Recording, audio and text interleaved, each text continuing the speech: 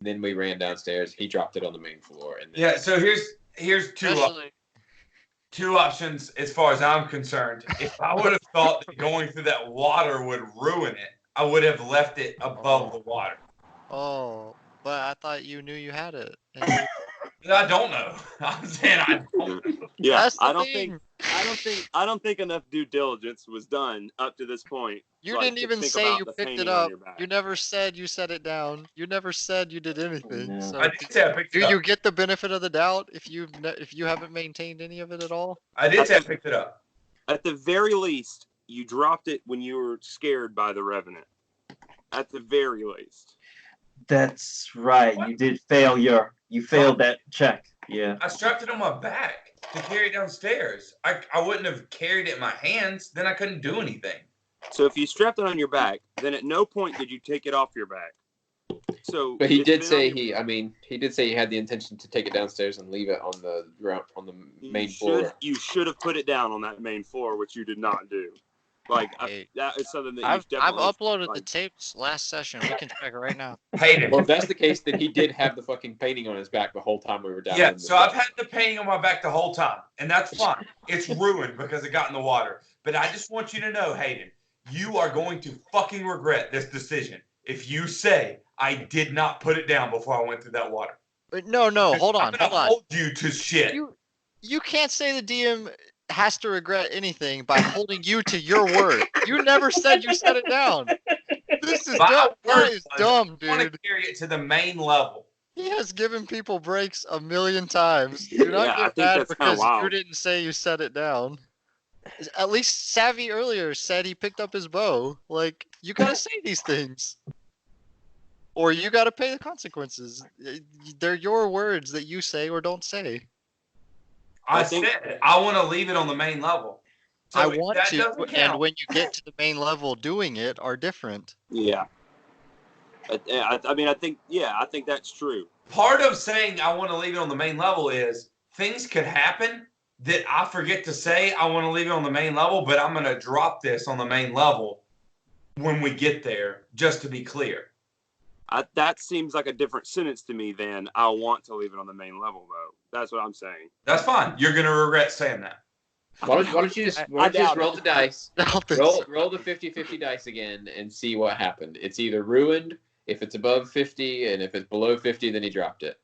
I mean, that's the only way. I need to roll it for him to slide down a wet, messy hill with a painting strapped to his back. It makes it's ruined if it's I had above a 50. painting strapped to my back, I can't slide down a hill. You didn't slide. I thought it was on hands and knees. But there's water pouring on your back while you're crawling. Right, so the painting's ruined is what I'm saying. If Like, he carried it down, it's ruined.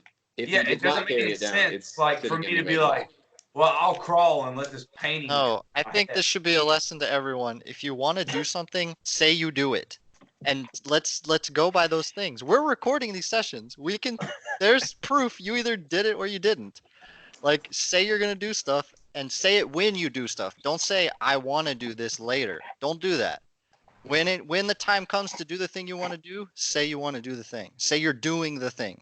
It's a role-playing game. It's not a future role-playing game. Play it out when you're doing it, not when I want to do this later, because you're gonna forget. We're humans. This is gonna happen 100 times over, and Hayden's just gonna have to cut people breaks all damn day. I think there's a sliding scale of risks, or like of how problematic it could be to say like, oh, I'm gonna do this when we get here, like, like I totally. What am I trying to say? Yeah, in general, I don't think it's fair. I wouldn't say, hey, you have to remember to say you're going to absolutely do this thing, especially when there's not any like real risks. But when you have a painting strapped to your back, it changes a lot of the decisions that I think that you're going to make. And so, if you're aware of it, That's exactly what I'm saying. Well, what I'm saying is, at the end of the day, Hayden has a lot more stuff on his mind than we do. And we need to remember to do our things and not put that on Hayden. Oh, he didn't remind me to do this thing at that time or whatever. We got to remember to say what we want to do. And if we don't do it, then we have to. Oh shit! I forgot I had this painting on my fucking back. It's fucking ruined. We gotta live with that. I think with the size of the painting, there's no way that I forget that I have it on my back, especially You when literally forgot though. But that's we a wouldn't be character that having this doesn't. conversation if you didn't forget, and you control Mantle, so Mantle forgot. Well, I sort of see what Austin is saying though. Like, if you were in real life strapped with a painting on your back, you wouldn't just forget that. Austin sitting here playing a character might forget that he's got something strapped on his back, but a character in the game in real life would not forget that they had a giant 6-foot painting strapped on their back. I see what he's saying, but when I mean, chasing down a revenant that's going to kill the thing. Yeah, see, that's the other thing. If you're chasing a revenant, you're throwing caution to the wind. Got it. I'm thinking about I shit, get all that. I get all that. I agree, but I also think that would be when you would specifically cut the strap of the painting. Thing is, then maybe we're chasing. I forgot. But when we get to the point where I have to crawl through a waterfall, I'm thinking, oh, there's a fucking oil painting in a frame strapped to my back before I go through this waterfall. Does that make sense? Oh, no. There's thousands of times that this character theoretically could have remembered that when she went through the small crevice, it bumped against the rock. Like, yeah, you can play that game, but what I'm saying is you run Mantle, so you're responsible for the decisions that Mantle makes, not theoretical Mantle. Does that make sense? Yeah, and Mantle said, when we get to the main floor, I want to leave it there so I can grab it when we get out.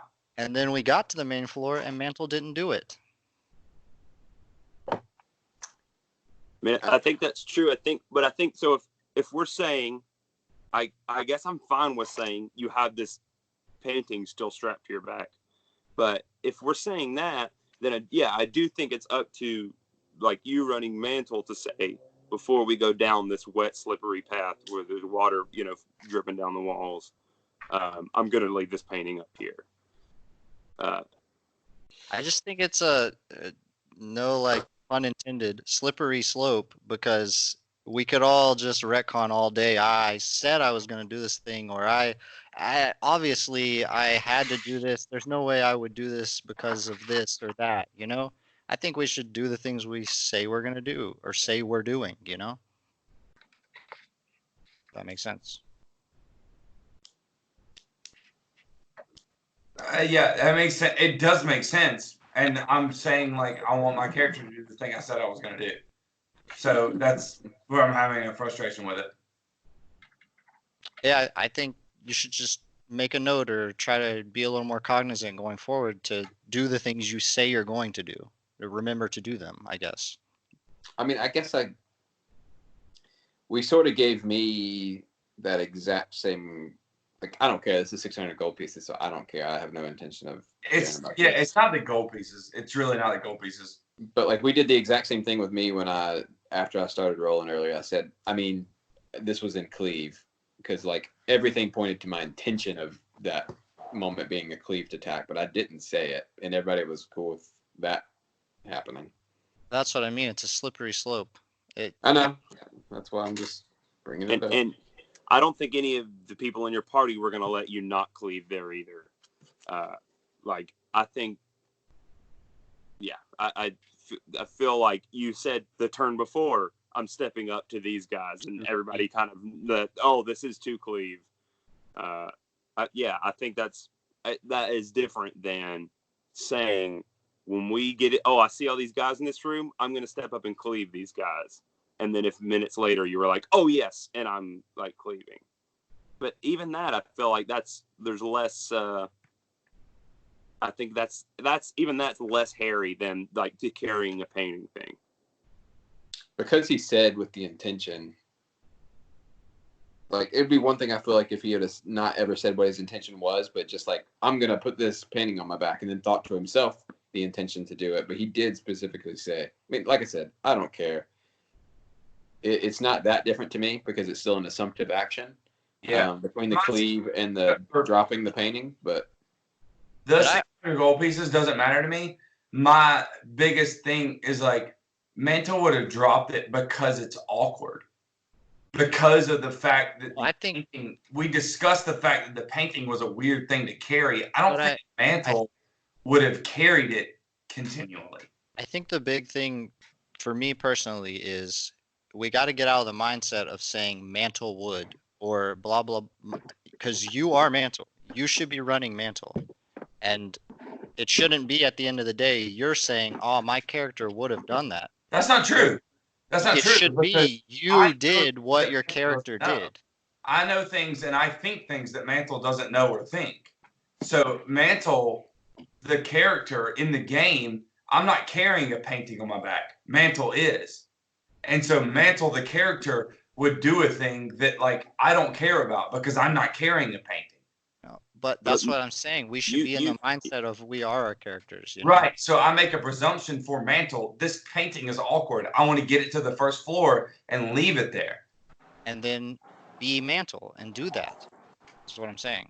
Yeah, I mean, yeah, you're right that like you think and do things outside of Mantle, but Mantle doesn't do anything outside of what you say Mantle does.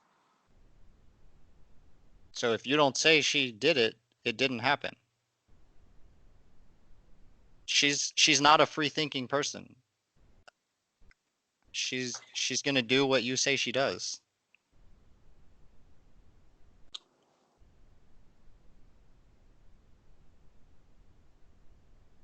So I think either that painting can be all the way upstairs or that painting can be on your back. At this point, probably ruined or damaged. Damaged. That's done. Whatever. The painting's it's just trash. That's fine. Okay. So we're beelining out of this house? Yeah. Yes. Mm-hmm. And I genuinely don't remember what was said. I just think whatever was said should be what happened. That's what I would. So what was said was I want to bring it to the main floor. And I think if we're applying the rule of do everything exactly as you said it per moment, then that retcons the majority of the game we played. Because it's not the characters we play. It's like, oh, that doesn't make sense for my character to do that. We've done that 1,000 times. Why would Mantle carry a giant painting on her back underneath a waterfall? That doesn't make sense. Let me ask you. Why would she carry it at all? Let me ask you this: why didn't I mean? I thought because I half thought you might do this when you were talking about it. Why didn't you just have Mantle carry the painting back downstairs and set it, on that main floor before you did anything else? Because we were chasing the Revenant. I mean, the intention was to leave it on the main floor, and I definitely agree that I didn't say Mantle puts the painting down and then runs and does this. I agree with that. But the intention was put it on your back, get it to the main floor so that when we make our way out of this house, you can grab it and take it with you. And if, on top of all of that, if Mantle didn't do that, it doesn't make any sense to me with Mantle walking through a waterfall that she would take an oil painting that couldn't be rolled up under a waterfall on her back. You understand you control Mantle. You made her do that. Like, you understand that, right? It's not like it doesn't make sense to me type of thing. Like, No. Did it? It's because if I'm Mantle, I left it on the floor here. I left it on the first floor here.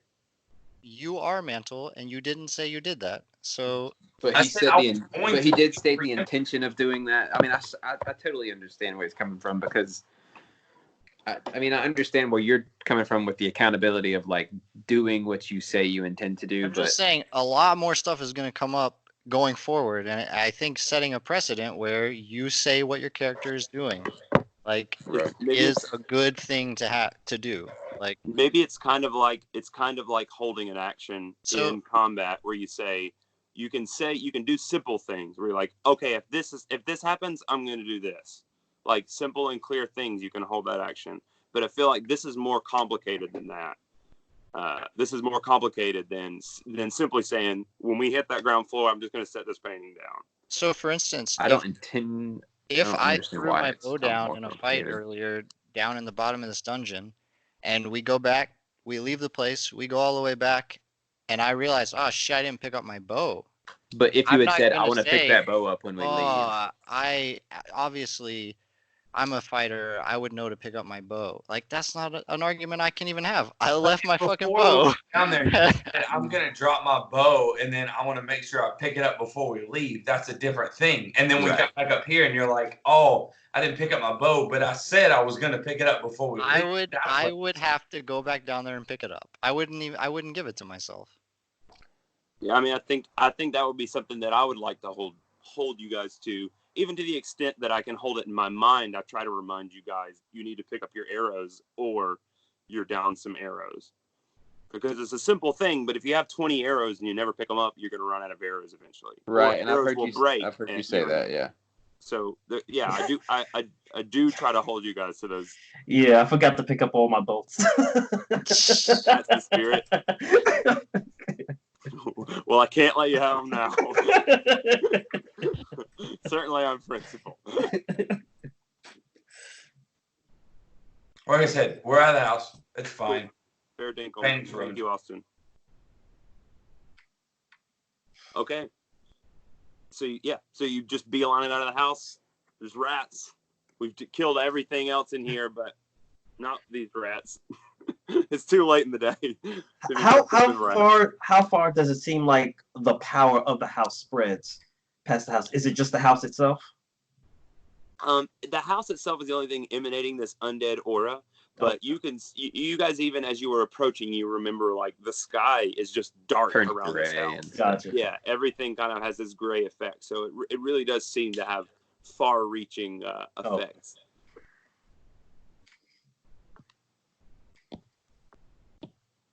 I guess we just keep beeline until we get back to, like, how far were we from Sandpoint? I can't remember. I mean, we went a pretty good ways just to get to the farm, and then we continued southwest. Definitely several hours of travel. Oh, okay. Especially without your horses, but we don't have to get into that right now. Well, we don't know that the horses go though. I can't. How fast can a horse travel with a painting on? For how long? The wet painting. If no one's around to hear the horse with the painting on its back, did it exist? Does it travel? Yeah. Do we know what time of day it is? Good point. You can't really tell because of the sky, right? Exactly. You can't tell where you are. It's just gray. It's perpetually gray. Is there any indication of how far we'd have to move from this house to get in clear sky? I mean, yeah, like maybe 1,000, 2,000 feet. Yeah, so we're gonna move at least that far to like camp or whatever. Yeah, that's what I was trying to get. Yeah, I'm sure psychologically that like there would be a huge relief just to see the sun, normal nature, normal sky. You know what I mean? Like not undead bullshit. Yeah. Ding Dong wants to pick up Ding Dong's body. Oh yeah. Was there anything left? He was all stabbed up and pecked and scratched by birds, but his body still exists. Wasn't one of the horses there too? No, the horses are gone. Oh, okay. Remember their thingies got stuck? Their what? Never mind. I thought one of them was dead and the other one was disappeared. But maybe that's Ding Dong and Big Bong that I'm thinking of. Yeah, probably. Bing Bong stayed to get one of the horses' reins was caught where they were untying them to let them free. So Bing Bong stayed where one of the reins got stuck to let the horses free, and Ding Dong ran. Does Ding Dong know where the horse is? No, they just went running off into the woods. Okay. These are war-trained horses, though, maybe that we could call back. Yeah, well, we also said that they might be well-trained enough to run back to town, is what we had said prior. Exactly. Maybe too, yeah. And they also run straight back to Sandpoint. They know where the stable is. Depending on the time of day, Hayden, we would maybe just make our way towards Sandpoint until it became nighttime and then find a decent spot to camp. Yeah, I think you could make it most of the way to Sandpoint, and then it starts getting dark enough to where you might not want to travel anymore. Right. And you can set up camp. Do we want to role play campfire, or do we want to stop there and kind of debrief next time? If you want to, just for the sake of Alex, you've been recording the whole thing, right? Okay, yeah. Yeah. Just for the sake of putting this in the last few minutes, do you want to like debrief as far as not necessarily you, just everybody debrief as far as like what we've done and just to like so worst case scenario, like you can just go back and listen to the last couple minutes and go through where we've been. Yeah, because it's 12 hours plus. Yeah. Recording. But really not that much. We went up, we did nothing, found a painting. And we just kept going down. We went down, we killed the foxglove, and found this. I What don't did you call that remember thing? anything about the top 2 floors other than that there was a painting up there now. That's all I remember about the top 2 floors of the Now that house. Aldrin's dead, was there any indication in the long run that God, Aisha, is that her name? Yeah. She did anything when she went down there? She was dead. I know. Yeah. It would be hard to tell, particularly with undead. Like, you know what I mean? Reading wounds on an undead creature can be tricky. Okay. But she probably did. You saw that stone door busted open. You saw it through the okay. Question. I had her in one of those rounds. She went straight to that door, and she literally broke a stone door. If it was her intent to kill Aldrin when she saw him undead, is he already dead? So there was a special thing in that clause that he read to us, I think, that said, maybe. Did you tell us? Did you tell us that it didn't matter if the guy was dead or undead? I don't think so, but I don't think it wouldn't have mattered. No, in that note, he's saying like after your transformation. Clear mind, understand this task more than this. No, I'm just saying for her, like if she wanted to kill Aldrin and she gets down there and he's already dead, would she like be released? You know what I'm saying? Gotcha. No, I think from what you understand about the Revenant, that wouldn't be enough, I guess, to say. Okay. Because it's revenge. It's not just his death. It is vengeance, you know? I got you. So if he has any consciousness, it is the desire to snuff that out. Yeah. So are you able to tell us, like, outside of game, did they, like, have a scrap? Did they, like, do a battle? They did a battle. Yeah, they did.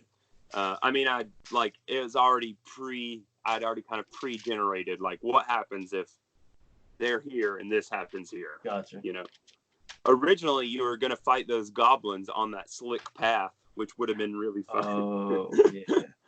People making acrobatics checks every round, which apparently some of you would have just not had to make.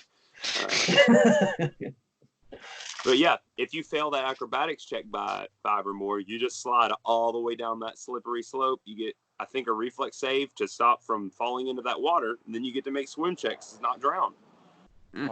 Okay.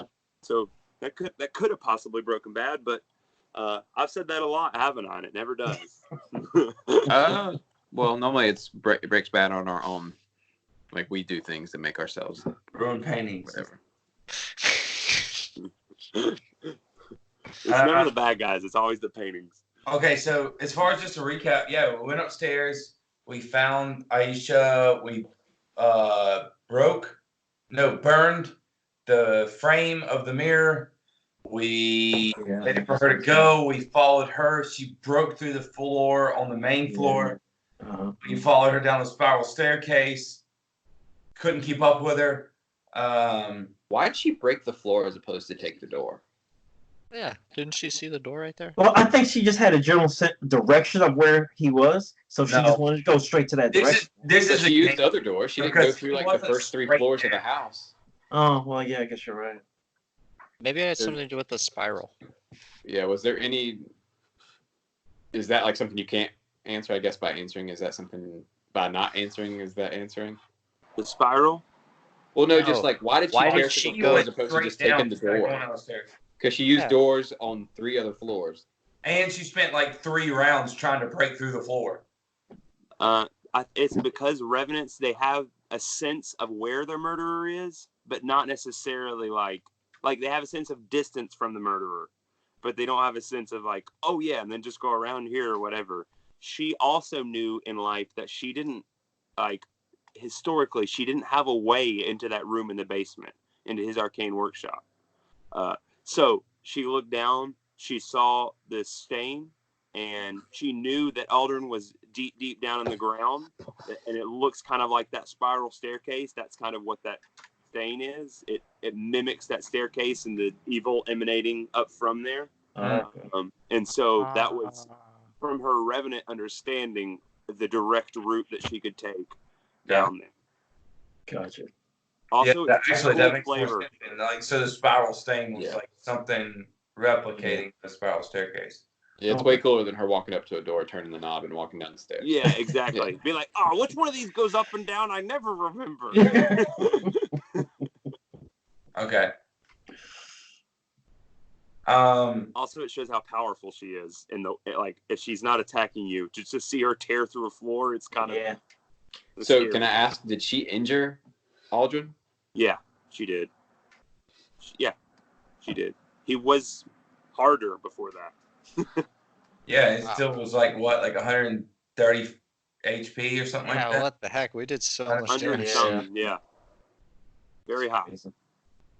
Oof. Not to mention the super high AC goblin. Yeah, that's all I could think about. That AC. Yeah, those were goblin ghasts. So they had been brought back to life. Right. And created as gas. So yeah, goblins normally have like a 16 AC, and they had a 20. So That was weird, though. I mean, his will save must have been insane. He had a +9 to his will save. Oh, is that it? Damn, I thought it was higher. Just metagaming a little bit, like that's kind of weird. I guess not metagaming. Just like maybe campfire talking. That was weird for me to see the goblins back. Yeah. To see the goblins brought back into it, and like because we'd seen undead, especially in the attacks. Right. Like there was undead, and he was dealing with undead people, and then it's like, why would he choose goblins to protect him and like to be his personal guards or whatever? Well, he seemed to. You do see that, like he seemed to recruit all these undead, I guess lackeys for lack of a better term, just via the ways he came into them. Does Mantle know what creates a ghast? Like, does a ghast create a ghast? And like what's the delineation in like story reason? I guess I don't know how to ask this. Like, for why there's a ghoul and a ghast. Like, what? Why were those orcs ghasts and not ghouls? Orcs or goblins? Whatever, it doesn't matter. I think it's just a special kind of. I think it's just a special kind of ripening, I guess you would say, in that transformation. So it's a particular intentionality that you put if you're that undead person, and you'd have to be a ghast to create another ghast. But why would you not just create more ghast because they're more powerful? Right. Yeah, that's kind of what I'm getting at. Yeah. A ghoul, if you give them the ghoul fever and you leave them, they become a ghoul. But then it's something you have to do in that ripening period to create. So there's none you have to do to maintain that control over them? No. Oh, okay. They're just your boys. Oh, nice.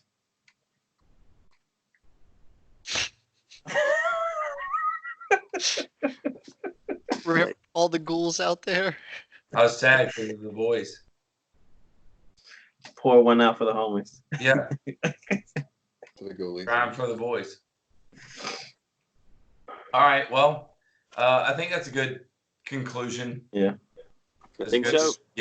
And then maybe next time, just for the sake of everybody listening back to the last 10 minutes, just like, hey, we're in a spot where we're getting ready to go camp, and we're going to try to decompress. Also, just for remembrance sake, Ding Dong is going to level up when we do this sleep. And that's one question I wanted to ask. I forget, how do we do sleeping HP? Yeah, I always forget. You get your hit die, whatever your hit die is, plus your Constitution modifier. Okay, gotcha. and Alex and I have to make a will save when we wake up. Yeah, So, glad you and said so that. does Ding Dong. Yeah. Our first of two, right? Our first of two. Actually, if just again, because hopefully everybody can listen back to the last 10 minutes, I'm saying this for me and also for you guys. I'm going to just go ahead and plan on preparing spells that just directly deal with that and like can handle that situation. Just remember to take the spells off your back. No, like I'm saying like I'll plan to make those spells with the intention of like we're not going to be in fights. I'm going to cast a bunch of spells and then we're going to town, and then I can cast more spells or whatever. Yeah. Is anyone below? Is anyone below 10 hit points of their max? Below 10 of their max? Yeah. I'm sure I am. I hope you are. I am, but okay. I've got 2 light spells that I can burn before I go to sleep, so I'm just gonna roll them real fast. Oh yeah, definitely then. Hey, real fast while they're talking. This +1 War Razor. So an 8 and a 9. Is that a nice? That's pretty good. Yeah. It's a +1 weapon. Yeah. It's masterwork or it's a +1 weapon. It's a +1. Okay, cool. That's a what? 17. That's nice.